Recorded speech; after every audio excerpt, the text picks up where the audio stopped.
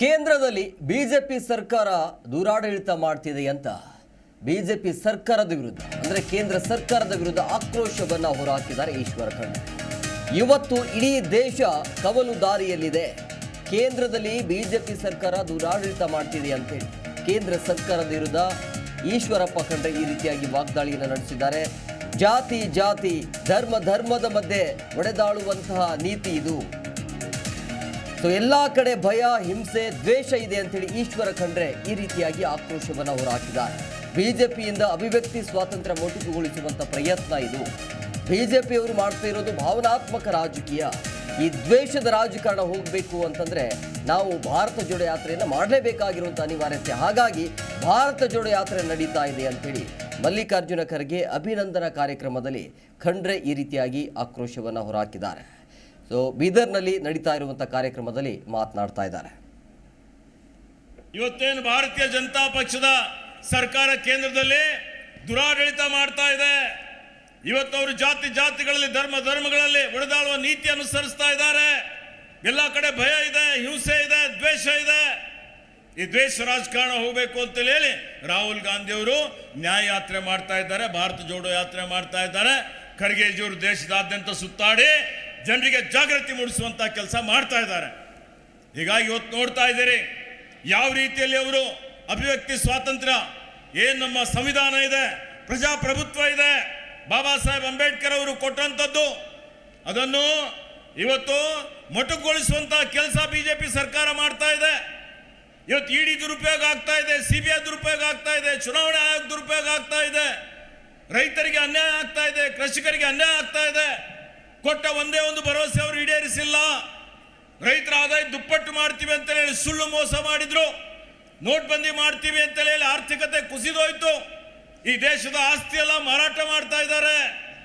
ಇವತ್ತೇನು ಉದ್ಯೋಗ ಕೊಡ್ತೀನಿ ಅಂತ ಯುವಕರಿಗೆ ಹೇಳಿದ್ರು, 2 ಕೋಟಿ ಇದ್ದು ಉದ್ಯೋಗ ಕಸಿದ್ಕೊಂಡ್ರು. ಯುವಕರೆಲ್ಲರೂ ದಾರಿ ತಪ್ಪಿ ಹೋಗ್ತಾ ಇದ್ದಾರೆ.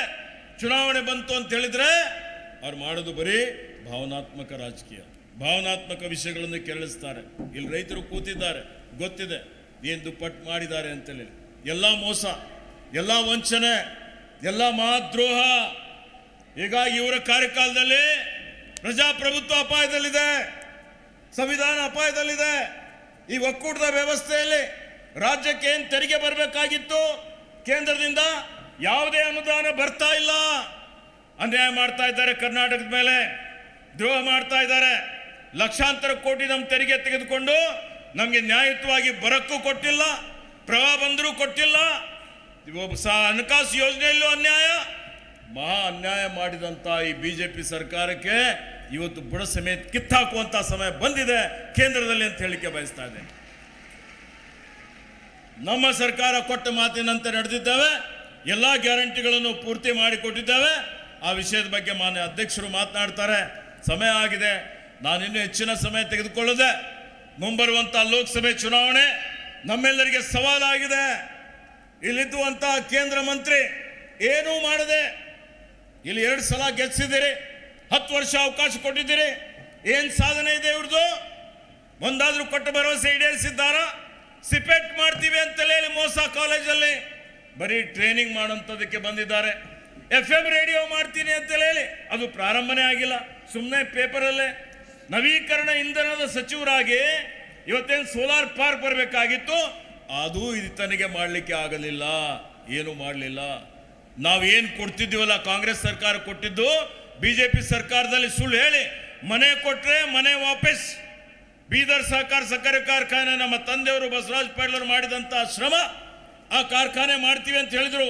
ಗೃಹ ಮಂತ್ರಿ ಅಮಿತ್ ಶಾ ಬಂದಾಗ ರೈತರಿಗಾಗಿ ಪುನಶ್ಚೇತನ ಮಾಡಿದ್ರ, ಆ ಕಾರ್ಖಾನೆಯನ್ನು ಬಂದ್ ಮಾಡಿ ಇವತ್ತು ದ್ರೋಹ ಮಾಡಿದಂಥ ಈ ಕೇಂದ್ರ ಸಚಿವ. ಕೇಳಬೇಕಲ್ಲ ಪ್ರಶ್ನೆ, ಬೀದರ್ ಜಿಲ್ಲೆ ಜನ ಉತ್ತರ ಕೇಳ್ರಿ ಕೇಂದ್ರ ಸಚಿವನಿಗೆ.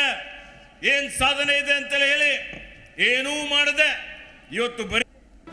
ಜಿ ಕನ್ನಡ ನ್ಯೂಸ್ ಈಗ ನಿಮ್ಮ ಮನೆಯಲ್ಲೇ ನೋಡಿ. ಎಲ್ಲ ಕೇಬಲ್ಗಳಲ್ಲಿ ಈಗ ಲಭ್ಯ.